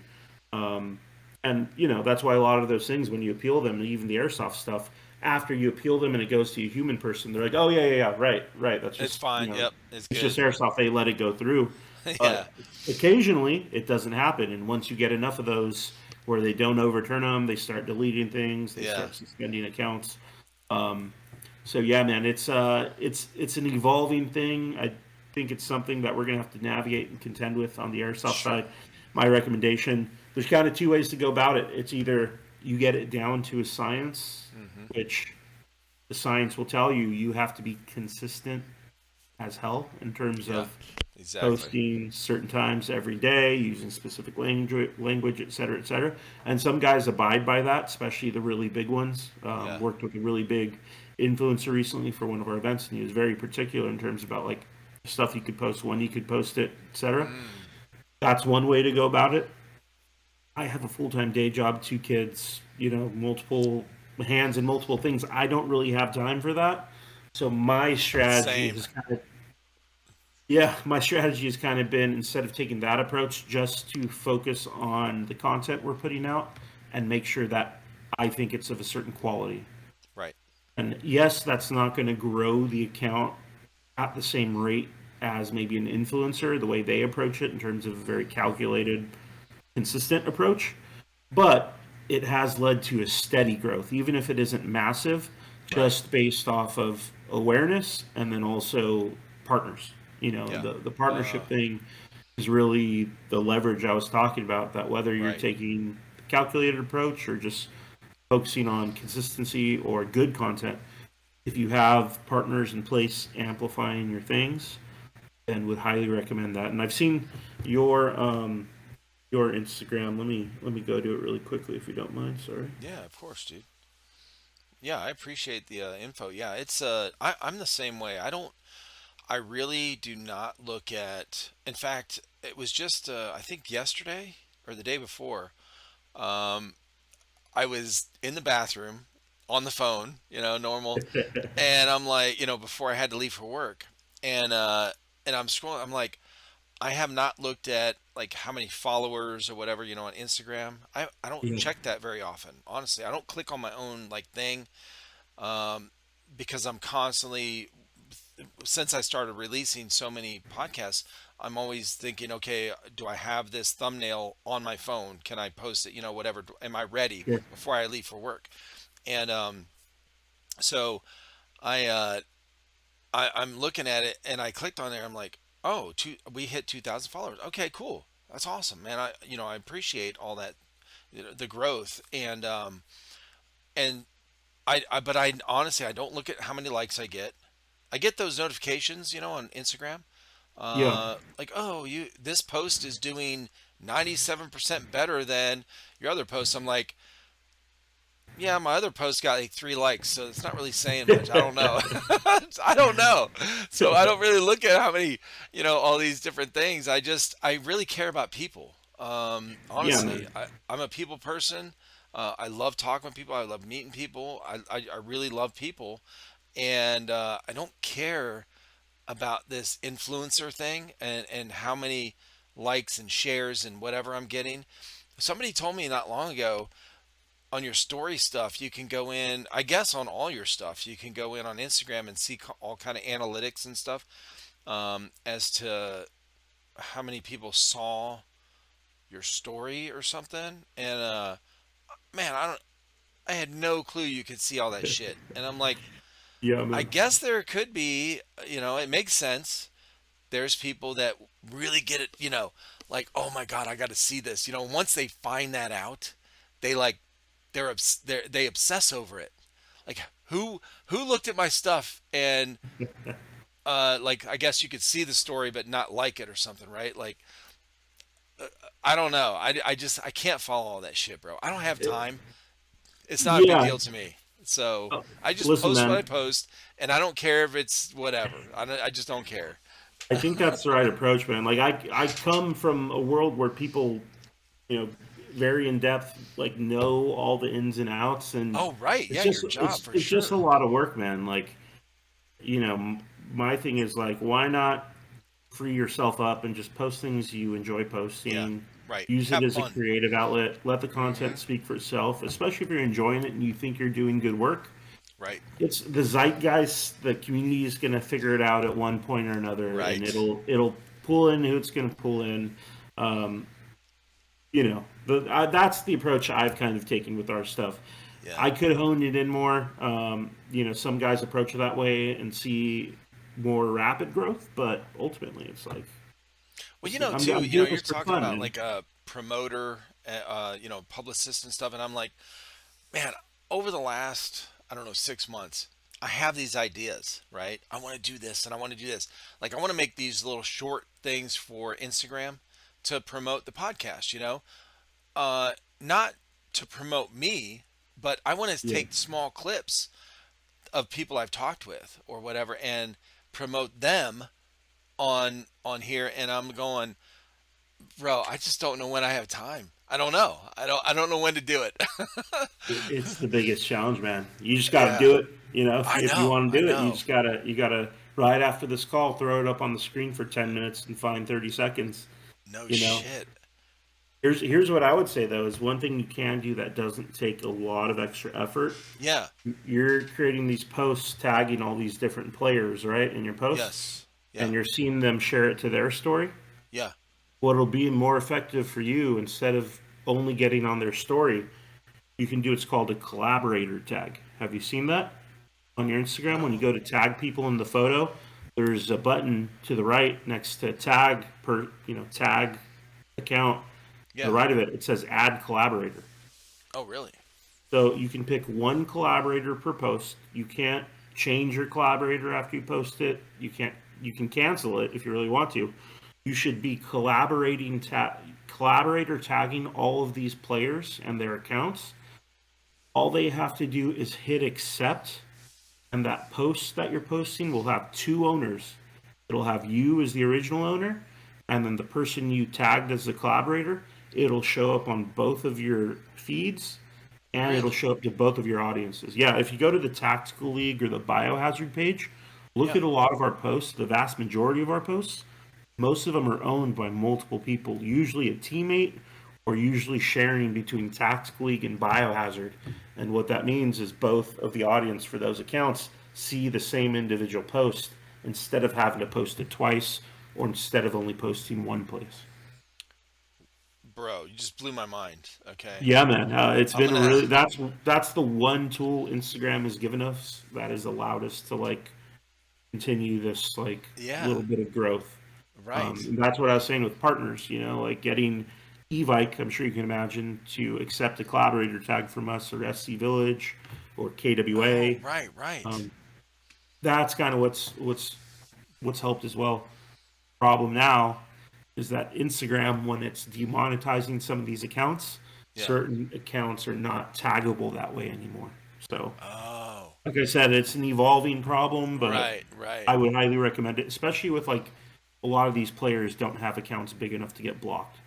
You know No. what I mean? I'm So talking. The people I have on here, most of. I mean, outside of I think Kicking Mustang. He's the biggest one I've had on. Well, twice now, and yeah. I mean, most people I talk with. They don't have big Instagram accounts. They're not, honestly, most people I talk with are not real big into either. If they're either they're new into airsoft, like in the last 2, 3, 4 years, or uh, they have been playing airsoft for 15, 20 years, but they're not big into social media. So they don't have big accounts. Either way, they don't have big accounts, like you said. And and I really I really enjoy talking with those people. Um, it's very interesting, but yeah, I don't think I've seen that on there. I want to tell you what I have noticed is there's people I follow and their stories will come up and I'll go to like their story and I'll hit that little heart and it says heart not sent or like not sent or some shit, whatever. Like it turns red and then as soon as I let go, it goes off. And I'm it's going, what the interesting. fuck? And I go and I try it again and I try it again. And I'm in an area where there's like it works on other people's stories. It's not a connection issue. And I'm going, what the fuck? Like, and Maybe and oh, go ahead. maybe they blocked you, man. Maybe they don't like you. I know, right? You think about I mean, that? that's fine. That's totally fine. Look, man, there's sometimes, like I said earlier, personality clash. You ever meet somebody you're just like, of course you're gonna be polite, you can have manners and stuff, but you're just like, I I just this person they're not somebody I would want to hang out with like Yeah, outside of whatever we have to do together. I'm not you're not my drinking buddy. That's it.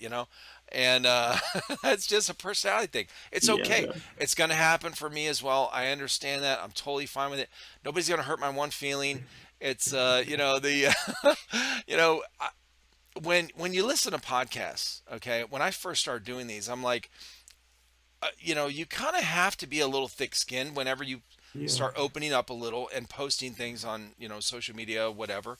Sure. And I grew up in an area where we did that, kind of put yourself out there in real life, face to face kind of thing. And you get criticism face to face, and you get, that thick skin. So and if you like to learn about yourself and try to be better, then, if you have that kind of personality, then most of the time you don't take it too personal. Uh, you take it like analytical a little bit, and you Sure. go, okay, yeah, maybe that. Oh, okay.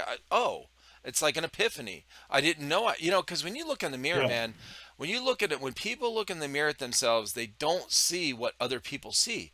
It's impossible. You can't do it. Like, you just cannot see through other people's eyes. So, we look in the mirror, we see all of our defects. My nose is fucked up. My bridge of my nose, I've been broken for, like 8 times, in wrestling and fights, and so it might be a little crooked. I notice that nobody notices it, right? Yeah. And then people just don't see themselves the same way. And so I understand that there's people out there that are going to listen to this podcast or listen, whatever, listen to me, hear me talk and go, God, I hate the way that dude, his voice or the way he talks or the way he says, or he can't get to the point quick enough, because I ramble a lot. So it's, Yeah. whatever those things are, that's totally okay. I don't mind. It doesn't, it's not going to hurt my one feeling. So it's more of a, Yeah.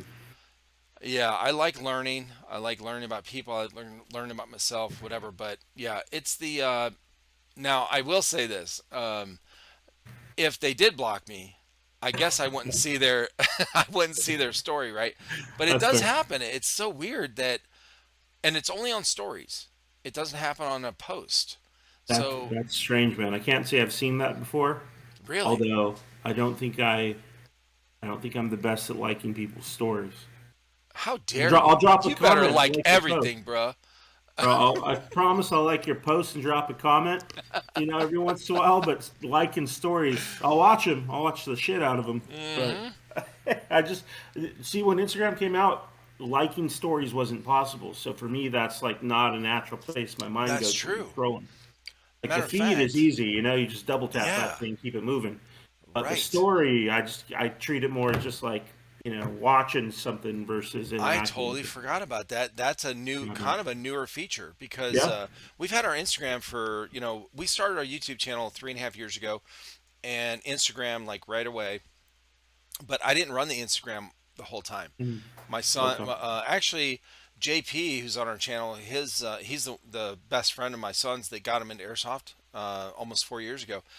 And his girlfriend at the time, she was running the Instagram. So she had her own Instagram, which she was like really good at posting shit and doing, and all the I didn't know what the fuck a tag was.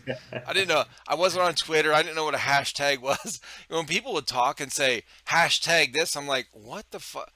What did you say? What is that? so, um, so she ran the Instagram, and then I had Coltrane, my son Colton. He took over on it when she wasn't doing it, uh, and then I took it over.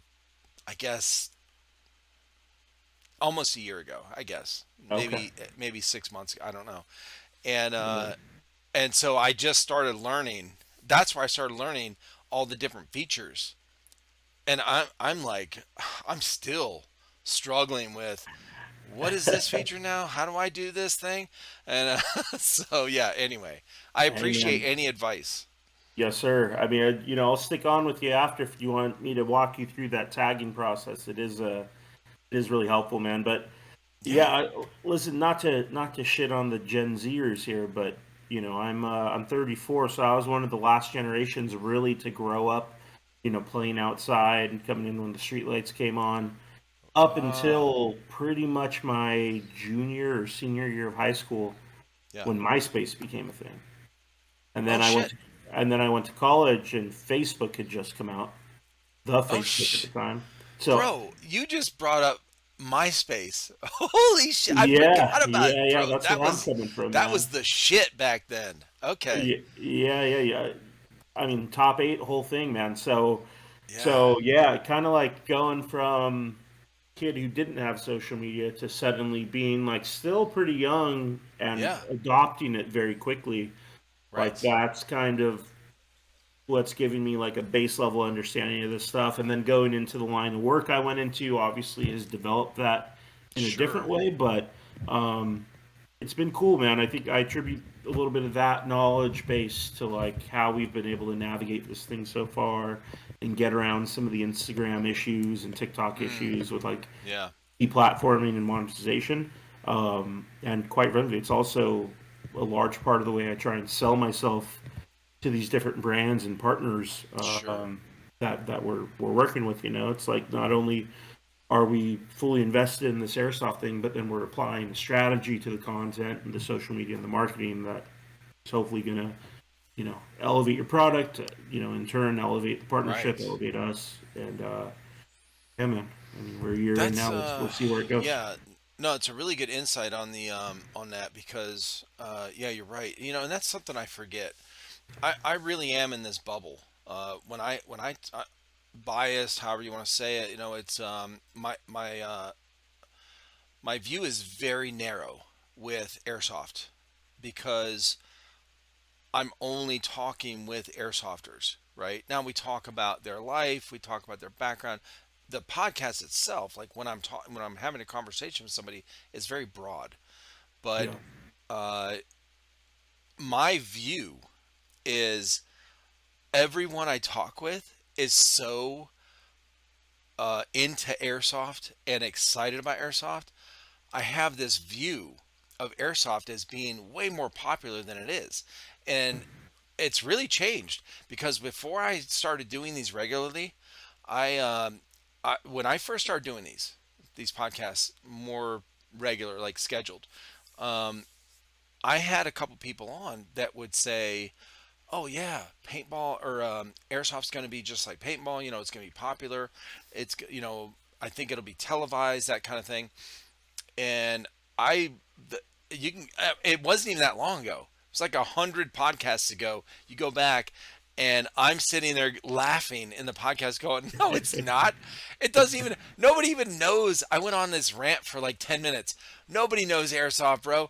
Go to your local. Just go to your local city, downtown city, a major city, yeah, and just stand on the street corner, you know, in the summertime when they have like these festivals and stuff, tons of people walking around. Wear a shirt that has some kind of airsoft thing, you know, it says airsoft and this whatever, and be like, and just ask people and film it. Ask people, just random people, all ages. Hey, have you ever heard of airsoft? And just look at the look on their face, bro. Nobody. Have you heard of paintball? Yes, I've heard of paint. Even, and I said this in the podcast. I said even old ladies, grandmas have heard of paintball. Oh yeah, my grandson played it. You know, that kind of thing. Airsoft, they don't even know what the word is. You know, it's so yeah, weird. man. Well, it's even like when you get asked what airsoft is by someone you know doesn't know what airsoft is. It's like, oh, Yeah, well, it's yeah. kind of like paintball, except, and then Yes. A, B, and C. So Yeah. I feel you, man. It's super niche, man, and that was one of the challenge when I was working with KWA, at my day job as a client. Was like Right. we were trying to do these really large mainstream things and integrations, and like Migos, for example, wanted to work with us. Like they were Yeah. into it. Like they Okay. wanted to like become airsofters, like Oh, that's do a cool. whole thing. Yeah. But then it starts coming to contracts and things of that Mm. nature, and like they're used to these entertainment contracts, and then that's Mm-hmm. when you realize how small airsoft really is. For So sure. I think first and foremost, before we're able to get airsoft on a national stage into the mainstream on TV, I think we as a community need to do a good job of building more interconnective tissue within Yeah. your state, within the country. International markets need to kind of create a more unified airsoft front, and that's not Mm. something that's easy. It's not something that's going to be done overnight, but I think people need to come together and kind of realize that, like, as an event producer, I don't care if people are also going to Lion Claws and Desert Fox events and SC Village's local game and, whoever's. Because ultimately, if all those events are bringing in new airsofters, Right. that's going to help everyone, you know. And It's I think the old saying, the rising tide raises all ships. So 100%. yeah, so yeah, I know exactly what you're saying. That's, you're saying it casually, but that it really is maturity. Like you're, as an event host or a producer, you are, to not have that level of competition of, oh, I don't want them to go to Lion Claw's event. I want them to come to ours, kind of thing. That possessive, just uh, immaturity. Honestly, it is because you can't see the bigger picture if you're like that, and Correct. you understand the bigger picture, so you understand yours is going to grow even if these other ones grow, and that's not why you're feeling that way or thinking that way. To get that benefit, it's just you understand. Hey, I love this hobby. I love this sport. I love putting on these events, and I still don't mind if somebody goes to another event. Like, duh, like it's okay. Like it all kind of raises everyone up, Yeah, and man. more awareness. It's not even that if they go to these, even if they go to these events, mine's going to grow. It's especially if they go to these Yeah, events, true. mine's going to grow. You know, Yep. it's cyclical, man, and you know, it's one of the reasons that you know when we designed this thing, we kind of found a path that isn't quite milsim, isn't quite walk on, isn't quite speed QB. But hopefully, we want to be a conduit to get players to take airsoft more seriously and Yep. to get into the Milsim games. Ultimately, we feel like the more guys we can convert from casual walk-on players to Milsim players, that's where you're going to get dedication to the community. And same thing with what you Yeah. see SYG doing with the Speed QB scene. The more guys they can convert from weekenders to competitive Right. airsofters, it's going to grow the sport. And yeah, each format, each event series, doesn't matter what it is going to be limited to scale just according to what the airsoft market is. But if everyone is Right. kind of pulling their own weight and the fields and owners and event producers start working together more, the brands as well, and ultimately that's going to be what helps build this thing and elevate it to the point where we can produce something that is going to be more marketable. And I'll tell you right now, like you watch ESPN, you watch these various digital networks, there's all these sports, competitive dart throwing, competitive hacky sack, like all these different Yes. sports you're seeing. Then go to Twitch. Look how many people are streaming Call of Duty. Look how many people are streaming these video games. Yep. It's not that far apart from someone being able to connect those dots. And That's you know, true. I really feel like with kind of my background, the world I operate in 9 to 5, I really just want to give it a shot to like be one of the people to try and connect these dots. But without the various other big brains within the community sport on board, it's not something that's going to happen or that's feasible until we get more cooperation and people buying in. And it doesn't Right. even have to be Tactical League. It could be Milsim West. It could be any of these other brands that are blowing up. But it Yeah. it really is going to take like a full community effort to make this thing more mainstream. And some people are hesitant about that. They don't want the mainstream to know about airsoft, or they think that it's going to tarnish it or it's going to get outlawed because of it. But Oh, I ultimately, gotcha. Yeah. I have the other approach, man. The more we can make it mainstream and make it known, the more people are going to want to invest money in it. Because I think Yep. any player who's played airsoft now can attest to the fact that it's great for camaraderie. It's a great physical outdoor event. There's a Yeah. lot of elements to it that do benefit a lot of people, and ultimately, if done the right way, it could be a really healthy and just positive outlet for a lot of people. Yeah. Did you see, in Canada, the stuff that's going on there, where they were talking about just a few months ago, talking about introducing a bill that would basically get rid of airsoft, whatever, in their country. And Yeah, I think it was called C21, right? right, and I had a couple guys on from Canada that, well, two guys. They run ELR airsoft out in Canada. It's extreme long range, airsoft or whatever, and they one of the guys, the older guy, is actually a member of like a representative kind of, I guess, in Parliament over there. So he's very involved in the politics. He's been talking with the politicians over there about airsoft when that bill came up, and there is a really large YouTube channel that's the guy is from Canada, is in Canada. Oh my gosh, I can't think of who it is. It's not C7. No, C7's here. He's in the US, right? Oh my gosh. And you know what's weird is I always get him mixed up with OC Airsoft. So I actually reached out to OC Airsoft. You said he was going to be at, the event where you guys are going in Atlanta. Um, Yeah, you trying to chat with him? Trying to have yeah, him I'm on the trying to pod? chat with him, and he said he's really shy and he doesn't want to. Yeah, yeah. So and that's been a common thing, or not that common, but it is. Um, I've had a handful of people that have, like, I don't want to, like they just don't feel like their channel or whatever their social media kind of thing is they don't feel important enough to be on a podcast. And I'm going, bro, have you seen my podcast? Because they're not professional. Like, I don't know what I'm doing. I'm not a big channel. I'm not a big whatever. Like, I don't even know. So, but yeah, um, anyway, there's a big YouTube channel. The guy that runs this YouTube channel, he actually took a member of parliament to an airsoft event, I did. I saw and the he video. I filmed it. wish I could properly credit him, but yeah, I Yeah, did. I did see the video. I've Um, actually mentioned it a couple of other times, and mentioned his channel when I could remember what it was. Dude, I apologize for not remembering right now, but anyway, I can see his face too. But anyway, he took a member of parliament out there, and it was this lady. She's probably in her late 30s, early 40s. Had no clue, just like we were talking about, no clue what airsoft was.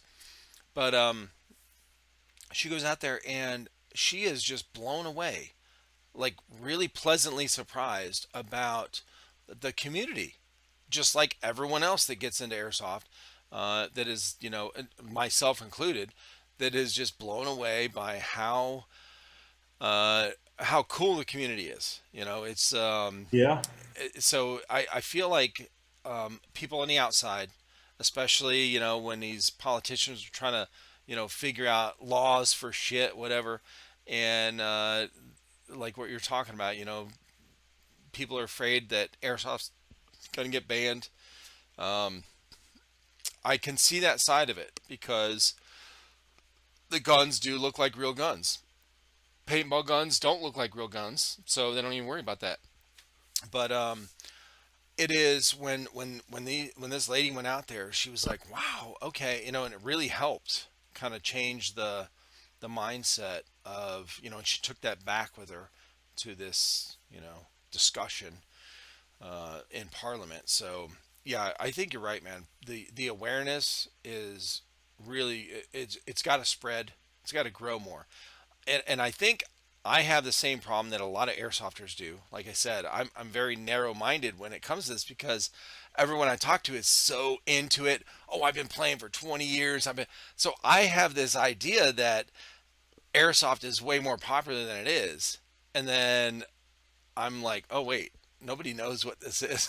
You know what I mean? I Like, mean, hey man, it's huge. It's global. It's yeah, across the U.S. All the various regions have great airsoft communities, which we're slowly and surely starting to find out just through these trips we're taking to these local fields. We were just at right. D14 late last year. Oh, you guys were at Giant. D14. Hell yeah. Yeah, yeah, giant airsoft out there in the North Dallas area as well. Going out to Yeah. Freedom Combat Zone in Northern California. It's millions and millions of people across the country, across the world. It's just very Yeah. spread out, very Right. siloed. It's you only play and hang out with the people at your local field or your local city or your local town. It's not as interconnected, I think, as it could be, as a lot of things are. Even Even things like, back when Pokemon was in its heyday, Magic the Gathering, like, all that stuff had really elaborate kind of framework for it all that connected the different players and communities. And I don't think there's enough of that. I think Yeah. certain events and certain brands are starting to. I mean, look at Evike. In terms of the way they've been able to capture the audience. Obviously, they're the biggest retailer, so there's a very clear reason for that. But they've started to leverage that with content, started to leverage that, with what they're doing at these events. And I think the more people who can kind of find a way to bring the community together, um, that's really where you're going to see the big growth happen. You Yeah. know, and just talking to people, getting new players involved, giving people more gameplay options. Um, Yeah, yeah, bro. that's really where it's going to go. I I am really, speaking of being blown away by the this hobby and learning all this stuff. I am blown away by all these different types of events. Like airsofters have, as far as a hobby goes, I think they have the most variety, diverse. I don't know. They have the most choices, right? That you could ever have in whatever they style that they want to get into. So, I've been talking, saying this thing, whatever, with different people I've talked with. So when you get out of college, when you get out of high school, when you get out of the military, whatever it is, once you kind of settle down a little bit, you start working normal hours, a full time job, whatever. Maybe you have a family. You want to get into a hobby. So what are your choices, right? You got golf. That was a really popular one for years, right? I never liked golf. I like putt putt golf with my kids, and but my wife and I have 5 kids, and they were all close together, and we always took them, to wherever we would go for vacation. There was always that putt putt golf thing. We take them. I was never a golfer, but if you're an adult, you want to play golf. You could play golf. You could do, I guess, get on a softball, right, league. That was kind of Yeah, popular, like especially with like churches and stuff. Um, Bowling, right? Bowling teams, bowling leagues. Uh, Maybe basketball, like what you said. Intramural yeah, basketball. Not too much more, because once you get like late 20s, early 30s, even if you love football, most people aren't playing football in their 30s because it's no, fucking man. rough, bro. You start hurt, you just twist an ankle, like you said Yeah, with basketball, you roll an ankle. That's really, common. yeah, That man. fucker takes way longer to heal than when you were, 17. So, Yeah, man. Listen, I tell my wife, I'm like, hey, baby, this is one of the few like pure hobbies left that I can yeah, take part in that don't require me to gamble or drink right. or be degenerate like most of my friends. It's like one of the How last dare you? Your one of friends are the awesome. no, they're great. They're a great time, but I can't take them everywhere. Oh, Um, that's funny. yeah, man, it's one of the only like pure things I think that I do that we as airsofters have that really just allows for escapism and immersion and Right. really I did it to get out of everyday life in terms of just the stress of obviously managing a career, managing a family. I mentioned I had just kind of gotten really into it like 4 years ago, like when I Right. jumped back in, really kind of took off for me. Part of the reason was me and my wife had lost a child, Oh shit, dude. a I'm sorry about newborn with. that. Yeah, yeah, no, thank you. My son, our third child, was born with a genetic disorder that kind of went undetected until he was born, and then it was like suddenly we went from like the joy of like about to welcome our third child into the world, to all of a sudden like finding out that he wasn't going to make it past a week essentially. So Oh, after that, had obviously time away from work and was just looking for something to like occupy my time and mind a little bit. And that's really where airsoft came in. I think sure. that's why I jumped into it so hard was like it really allowed me to like escape kind of that time in my life in terms of like some of the stresses and sadness and all the things that come with that Sure. shock and not escape it in an unhealthy way where I wasn't Right. able to address it when I was with my family or with my wife, but Yeah. more of a healthy outlet for me just to, get some physical time in as well as, work on a passion that really was a creative outlet and allowed me to like just separate myself a little bit from that situation. So, yeah, for me, man, that's kind of where it Yeah. started again, where I rekindled my fire, and I think a lot of people could benefit from that, from having that bit of escapism, just Sure. to get themselves out of their own head in terms of their job or their issues at home or Yep. what have you. I think that's a really underrated part of airsoft, along with the community, of course. Definitely, it, bro. Yeah. it goes to show you how hungry people are within the community for something extra Yeah. beyond just showing up to their local field and playing every other Right. weekend. Like, people want that connection. They want that. Think about when you're like really on it, right? In terms of airsoft, like really invested, really interested. You're not just playing, you're spending your time on Evike looking up different guns, attachments, on Yeah. YouTube looking at gameplay, doing these different things. Like, people want more, more immersion, more integration into Right. their everyday. So the more you can offer them in terms of content, like a podcast, gameplay, reviews, any of that stuff, like, as long as it's of a certain quality and you're really kind of putting your all into it in terms of, um, just putting stuff out there that the community desires, I think people are going to gravitate towards it. Which is part of the reason I tell people, especially like guys on my team who are maybe taking the route of trying to grow their base in terms of audience and be more in the content creator realm. It's like, don't do it just for the sake of getting followers, because then Yeah, it's going to bro. turn into a job. You're going to burn yourself out. You're not going to enjoy it. Like, just Yeah. focus on what you control. Put out good stuff that you enjoy making and you think represents you well, Yeah. and the rest is going to take care of itself. Don't worry about fucking algorithms or clout or any of that shit. Like, Yeah. that's going to fall into place as long as you're doing what you need to do in terms of the Right. foundation. And yeah, man, I think with where you're coming from in terms of what got you in, and your passion for it. It's nice to meet people like that who have that kind of like pure motivation for why they're doing it. It's not Yeah. to just get money or to get followers and notoriety. It's literally about the Right. community and kind of that exchange, right? Because you're not just getting something from them. You hope you're giving something to them, and in turn, it's a healthy kind of one for one mutual benefit, not just a one way relationship like Hmm. so many other facets of life and Yeah.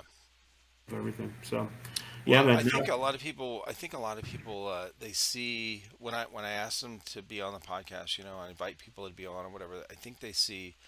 Not a lot of people, but I think they see an opportunity to, not in a negative way, but uh, oh yeah, this is cool. Like he's got so many podcasts out, which I do, but oh, his YouTube channel. I'm like, bro, I promise you, nobody watches this shit. Okay, you're not your Instagram ain't gonna fucking blow up overnight because we did a podcast. I promise you. Okay, like nobody, I mean, in the grand scheme of things, it doesn't get that many hits or follows or whatever. You know what I mean? Views and all that kind of shit. So, and they're like, oh, that's cool. Whatever. And everyone has been super. Awesome, man. Like respectful and excited to be on, and I like that. I like most of the people I've had on. It's their first time being on a podcast. Um, I honestly, I feel like even now, I feel like this is my first time being on a podcast because when Yeah, I'm talking with somebody, they're so like they've anticipated it and they're excited about it and they're excited about what we're talking about. The yeah, shit man. about them and how they got into it. That it, like I said, I like being inspired. It's a cool thing. So yeah, Yeah, man. I mean, everyone has desire for expression, right? Like, right, whether it's your kit, whether it's your gun, your content, just being able to have a platform to talk about kind of your viewpoints on things that you're really usually just talking about with your friends, on Right. Sundays at the field.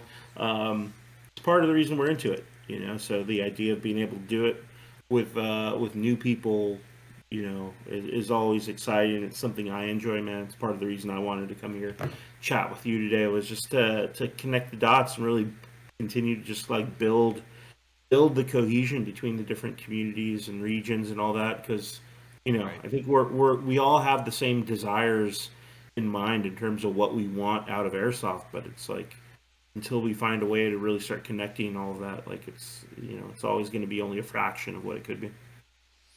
So I've got before we wrap up, I got a couple questions for you. One is, what is your favorite gun to run, or recommendation for a new player to start out with a gun for recommended gun for a new player? So, kind of a three-part answer here. Favorite gun to run outdoors right now is my VFC Scar H DMR. Have it flat hopped and cranked up to about 500 FPS with the 2.0. God So bless it, bro. yeah, man, running four threes out of that thing. Holy It's a shit. great DMR. I'm taking it to BFLA Desert Fox events in a few weeks. I don't get to run it that often, except for at major Milsons or at tactical league events because we have a DMR class. But when I can use it, that thing is pretty fire. I run a KWA Mod 3 indoors. That is the Ronin line Mod 3 with the stick mags. Really, Nice. really fun to use. It's my best competitive gun.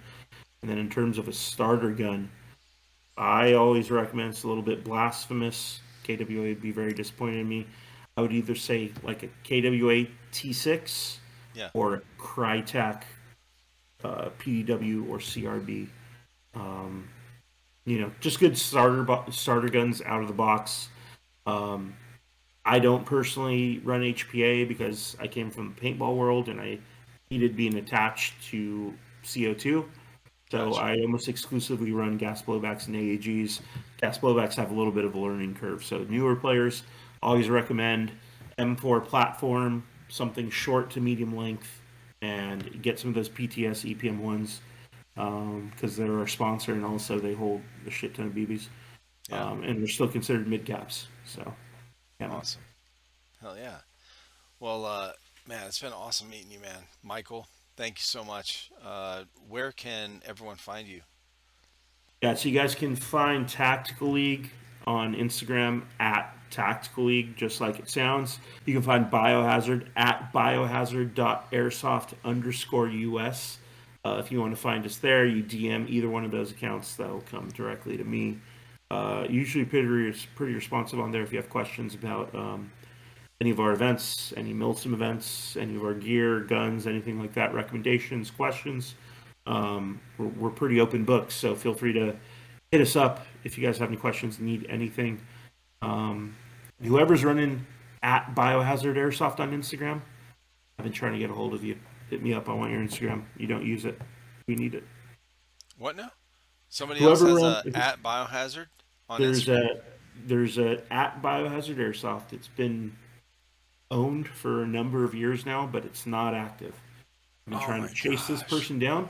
My understanding is he's a guy on Dark Horse Milsim, which, I've heard of as you that. may know, they're another like big Milsim team. I think based on the East Coast. Okay, I think I've heard of that. If anyone's listening that has a Yeah, we'll tie try to get the word to out. Dark Horse, let us Dark know. Horse, what is it? Dark Horse Milsim or Dark Yeah, yeah, Horse yeah. Airsoft?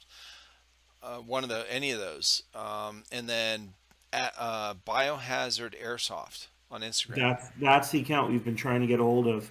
Willing to pay for it, man. Yeah, Just yeah. hit us up. Hit us up. We don't Okay. like having the underscore US at the end. I Like was it's just gonna gonna get say, why do you have the? it's the most Okay, convoluted. It was like the best option available. There's a lot of biohazard airsofts, man. We just feel okay, like at this point, we've kind of claimed that one. I know there's some other folks out there running the same team name. Just let us have it, man. It'll make things a lot simpler. Let's make it happen. Oh yeah, for sure. Maybe we can get that done. That'd be awesome. Okay, cool. And Well, then hope where is your and what is your next big event that people can kind of follow you guys on? Yeah, so we have a couple big events coming up.